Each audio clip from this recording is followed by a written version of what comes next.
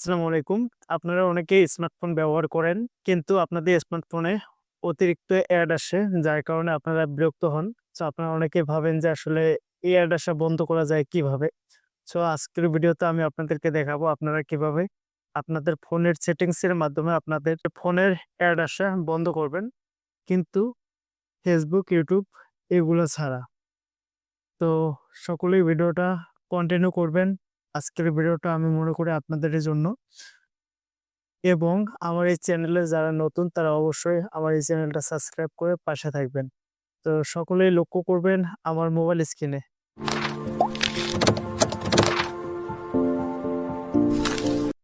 মোবাইলে আসার পর আমরা সরাসরি সেটিংসে আসবো।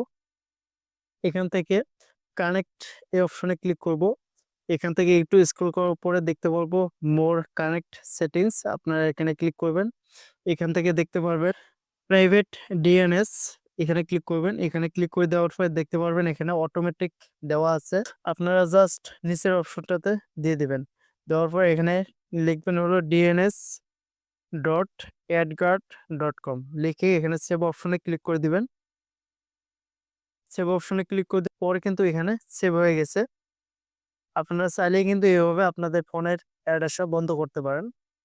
কিন্তু একবারে সব অ্যাড আসা বন্ধ হবে না। যেমন Facebook, YouTube এগুলো অ্যাড কিন্তু আসবে। তো ভিডিও শেষে যদি আপনাদের ভালো লাগে তাহলে অবশ্যই চ্যানেলটা সাবস্ক্রাইব করে পাশে থাকবেন। দেখা হবে নেক্সট ভিডিওতে। আল্লাহ হাফেজ।